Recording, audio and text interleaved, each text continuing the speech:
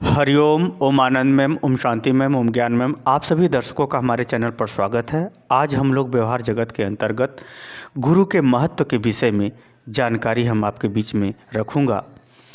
गुरु हर परिस्थिति में क्यों आदरणीय है, वंदनीय है, पूजनीय है, स्मरणीय है, श्रद्धा के योग्य है, इन सब बातों को हम ध्यान में रखते हुए उनके विभिन्न पहलुओं से आज हम अपने विचार को आपको बताने का प्रयास करूंगा कि गुरु क्यों महत्वपूर्ण है, क्यों सबसे महत्वपूर्ण है, भगवान से भी अधिक महत्व गुरु का है।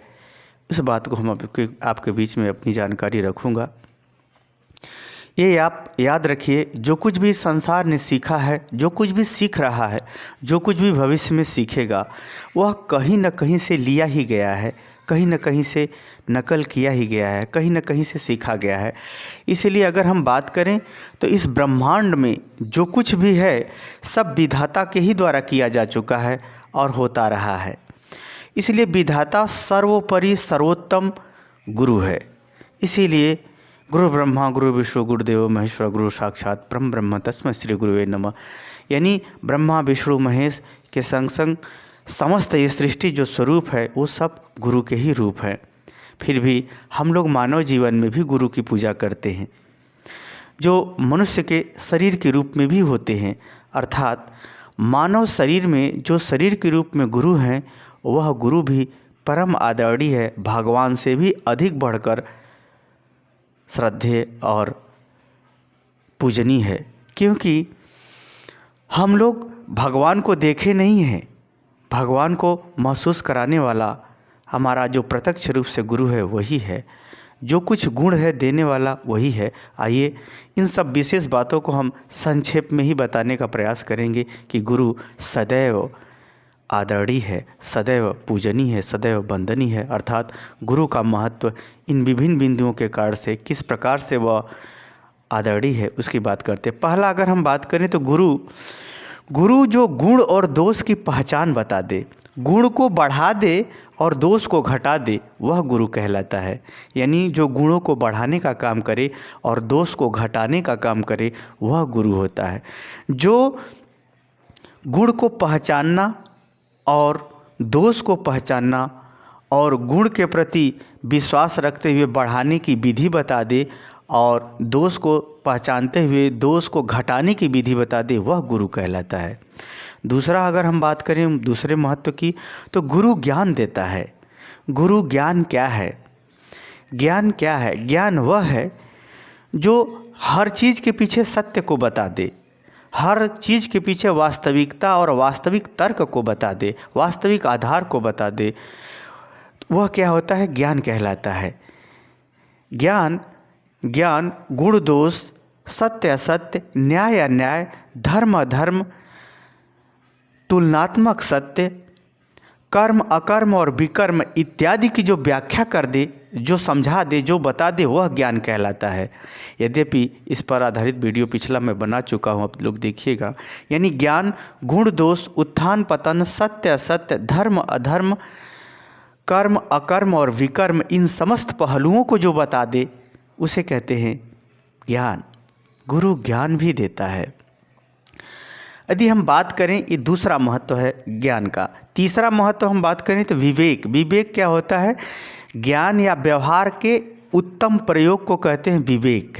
यानी ज्ञान और व्यवहार को जोड़ने की जो क्षमता होती है वह भी उसको विवेक कहते हैं। तो विवेक भी हमें गुरु से ही प्राप्त होता है, गुरु से ही हमें क्या होता है? प्राप्त होता है। गुरु ही हम, ये तो हुआ तीसरा महत्व। चौथा महत्व की अगर हम बात करें तो सत्कर्म है। अच्छे कर्मों के पीछे हर गुरु का स्थान होता है। क्योंकि गुरु जब ज्ञान देता है तो उसके महत्व को देता है, उसके परिणाम को भी बताता है, उसके अच्छे बुरे सभी दृष्टिकोणों को बताता है। इसलिए गुरु जो है सत्कर्म करने की क्षमता गुरु ही देता है। एकलव्य ने गुरु की विद्या चोरी की थी, इसलिए आगे चल कर के एकलव्य ने उसका प्रयोग, अपने शक्ति का प्रयोग अधर्म के लिए ही किया था। जिसके पास गुरु नहीं उसको इस बात का विश्वास ही नहीं होता, जो गुरु को नहीं मानता उसके पास इस बात का विश्वास ही नहीं होता कि गलत काम का गलत परिणाम होता है। वास्तव में जो आप अच्छा कर रहे हो या करने वाले हो या जो अच्छा करते हो, उसके पीछे जो आपके अंदर विश्वास और शक्ति भरा है सत्कर्मों के लिए, वह गुरु की ही देन होती है। अर्थात सत्कर्म अच्छे कर्म करने की जो जिज्ञासा है, प्रेरणा है, शक्ति है, चलने की जो क्षमता है, वह भी गुरु की ही देन है। ये हमने पांचवा आपको महत्व बताया। सत्कर्म करने में मन, बुद्धि और शरीर, इन तीनों का महत्वपूर्ण योगदान होता है। और सत्कर्मों के प्रति गुरु महत्व को बताते हुए मन, बुद्धि और शरीर से आपको तैयार करता है। इसलिए गुरु जिसके ऊपर प्रसन्न है वही सत्कर्म कर सकता है, वही सत्कर्म करके आगे बढ़ सकता है। नहीं तो वह सत्कर्म से वह भ्रष्ट और पतित भी हो सकता है। क्यों? क्योंकि कल के दिन जब उसे लोभ, मोह और भ्रष्टाचार और आवश्यकता, सुख समझ में आएगा तो कुछ भी कर देगा। अर्थात गुरु ही सत्कर्मों की करने की क्षमता, बुद्धि, विवेक भी देता है।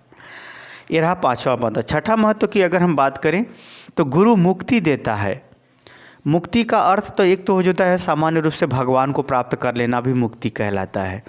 मुक्ति का तात्पर्य यह है कि आप ये जान लीजिए कि संसार में प्रत्येक क्षण परिवर्तन हो रहा है। प्रत्येक क्षण परिवर्तन होने का मतलब यह है कि जब समय के साथ आप हैं तो ठीक है, अगर आप समय छोड़ देंगे तो आप समय के साथ उचित सिद्ध नहीं हो सकते। मुक्ति का मतलब ये होता है मोह न पालना। एक प्रकार से देखा जाए, जैसे आदमी भोजन करता है लेकिन भोजन से मोह नहीं पालना चाहिए। कमाए तो कमाने से मोह नहीं पालना चाहिए, नहीं तो गलत करना शुरू करेगा।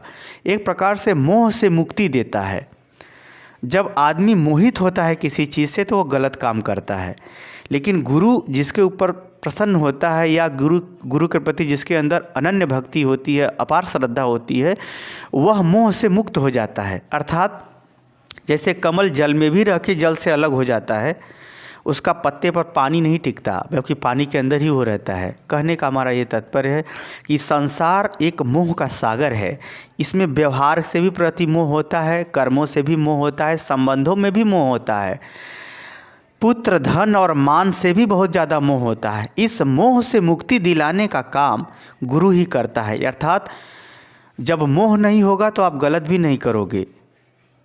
जिनको धन से मोह होता है वह भ्रष्टाचार के माध्यम से धन कमाते हैं। तो गुरु जो है मोह नहीं करने देता। अगर आपको अटूट श्रद्धा है तो जो है गुरु मुक्ति प्रदान करता है, मोह से भी मुक्ति देता है, संसार से भी मुक्ति देता है, गुण दोष के कर्मों से भी क्या करता है, मुक्ति देता है। अर्थात निर्लेपता देता है, मोह से मुक्ति देता है। भगवान को मुक्ति का मतलब ही होता है ईश्वर को प्राप्त करना। जो मोह से मुक्त हो जाता है वह सांसारिक दोष उसको नहीं व्यापते या दोष उसको प्रभावित नहीं कर सकते। इसीलिए कहा जाता है इस संसार में सबसे सुखी सन्यासी है, क्योंकि सन्यासी के पास मोह नहीं होता। आगे हम बात करें, ये तो छठा महत्व आपको बता दिया। सातवां महत्व की बात करें हम तो गुरु सफलता देता है।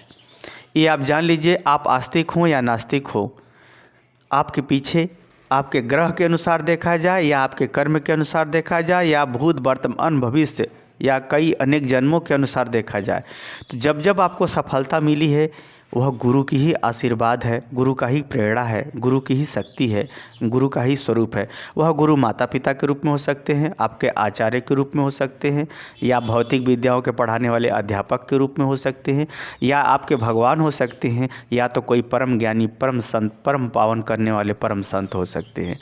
तो गुरु ही सफलता आपको देता है, ये सत्य है।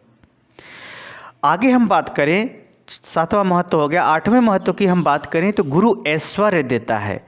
ऐश्वर्य का तात्पर्य होता है जो मान, सम्मान, धन, वैभव, पुत्र, धन, मान, सम्मान, समाज में स्वाभिमान, सफलता, एक प्रकार से शक्ति, ये जो ऐश्वर्य है, हर तरह से संपन्नता जो होती है वो भी गुरु की ही देन होती है। ऐसे बहुत कम लोग होते हैं जो ऐश्वर्यवान हो, संपन्न हो हर तरह से। ऐसी शक्ति, ऐसी स्थिति, ऐसी बुद्धि, ऐसी योग्यता, ऐसा स्थान गुरु की ही देन होती है। गुरु ऐश्वर्य देता है। ये रहा आठवां। नौवां मैं बताता हूँ आपको, गुरु जो है विनम्रता भी देता है। गुरु विनम्रता देता है, अर्थात अहंकार को खा जाता है आपके। क्योंकि गुरु के प्रति जितनी ही आप श्रद्धा रखेंगे उतना ही आपके अंदर विनम्रता आती जाएगी, विनम्रता बढ़ती जाएगी और अहंकार घटता जाएगा। किसी भी महान व्यक्ति का पतन तब हुआ है जब वह अहंकार के वशीभूत हुआ है। जब वह गुरु के साथ रहा है तो विनम्रता के साथ आगे बढ़ा है। चाहे वह चाणक्य का इतिहास उठा के देखिए, या महान संतों का इतिहास उठा के देखिए, या फिर अन्य कोई आध्यात्मिक या पौराणिक कथाओं का मत उठा करके आप देखेंगे तो समझ में आ जाएगा। यानी गुरु विनम्रता भी देता है, और विनम्रता देता है तो अहंकार को खा जाता है। यानी दो चीज़ें मुझे गुरु के वजह से प्राप्त होती है, गुरु की कृपा से प्राप्त होती है। इसलिए हे प्रिय दर्शकों, यह संसार में जहाँ कुछ भी आप अच्छाई सीखते हो, अच्छाई पाते हो, अच्छाई देखते हो, सबको गुरु के ही रूप में प्रणाम करके उसे ग्रहण करने की कोशिश करो। क्योंकि गुरु ही ज्ञान है, गुरु ही कर्म है, गुरु ही भगवान है, गुरु ही विकास है, गुरु ही आपका गुण है, गुरु ही आपकी सफलता है, गुरु ही आपका विवेक है, गुरु ही आपका सत्कर्म है, गुरु ही आपकी सफलता है, गुरु ही आपका भगवान है, मुक्ति है, मोह से मुक्ति दिलाने वाला है। गुरु ही सब कुछ है। बिना गुरु के न आप संसार से मुक्त हो सकते हैं, न अपने मोह रूपी बंधन से मुक्त हो सकते हैं, ना ही इस संसार में भ्रष्टाचार से ही आप मुक्त हो सकते हैं। इसलिए हे प्रिय दर्शकों, गुरु को सदैव प्रणाम करो, सदैव स्मरण करो, उनके श्री चरणों में सदैव सेवा के साथ उपस्थित रहो। गुरु ही सब कुछ है, गुरु ही सब कुछ है। हे प्रिय दर्शकों, हमारा सुझाव आपको कैसा लगा कमेंट बॉक्स में ज़रूर बताइए। साथ ही मेरे चैनल को लाइक शेयर सब्सक्राइब भी कीजिए। आज के लिए गुरु जी के श्री चरणों में मेरे ज्ञान रूपी प्रकाश का यही दीपक समर्पित है। हरि ओम।